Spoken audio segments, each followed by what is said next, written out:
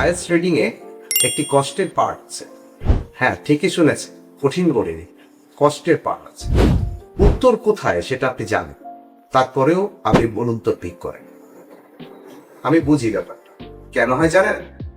চলো দেখাচ্ছি।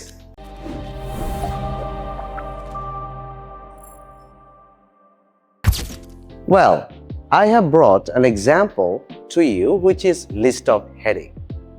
এখানে আমরা দেখতে পাচ্ছি ছোট্ট একটা প্যারাগ্রাফ আছে এবং তার সাথে 4টা হেডিং আছে। তো আমরা জানি যে উত্তরটা কোথায়, that has been already underlined. তো আমরা কি করি, আমরা প্রথমে সেন্টেন্সটা পড়ি। যেমন আমি পড়ি আপনাদের সাথে, Russian authorities applied such methods to contain the spread of the disease and the limit the number of victims. আপনি এটা পড়েই হেডিংয়ে চলে গেলেন, বাট আপনি কিন্তু বিষয়টাকে র্যাপ আপ করতে পারলেন না। র্যাপ আপ কি? অর্থাৎ এই সেন্টেন্সের 4টা পার্টস হচ্ছে, কিন্তু এই 4টা পার্টকে আপনাকে এক পার্টে আনতে হবে। সেটা কি রকম?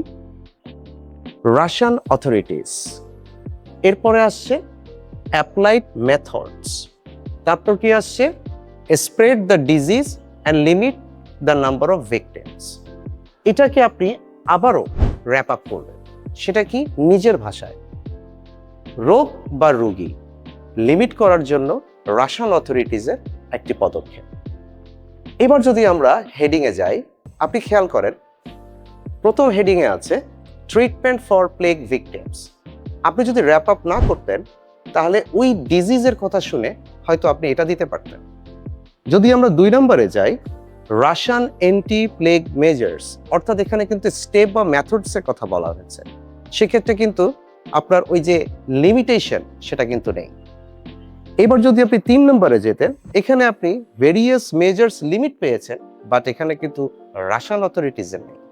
কিন্তু আমরা যদি 4 নম্বরে যাই তাহলে দেখেন limitations of early Russian anti plague measures, অর্থাৎ টোটাল র্যাপ আপ করা যে ভিউটা সেটা কিন্তু 4 নম্বর অপশনে আছে।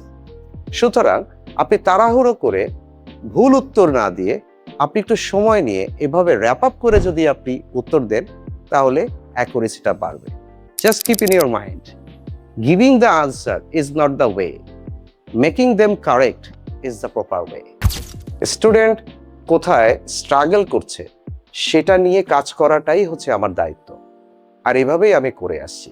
তো আজকে এই পর্যন্তই। ও হ্যাঁ, আরেকটা বিষয়, মোমেন্টাস কিন্তু এখন আইডিপি আইএলটিএস এর প্রিমিয়াম টেস্ট ভেন্যু, অর্থাৎ প্রিপারেশন, মক টেস্ট এবং এক্সাম সব হবে এখন এই মোমেন্টাসে, একই ছাদের নিচে। আবার দেখা হবে, বাই।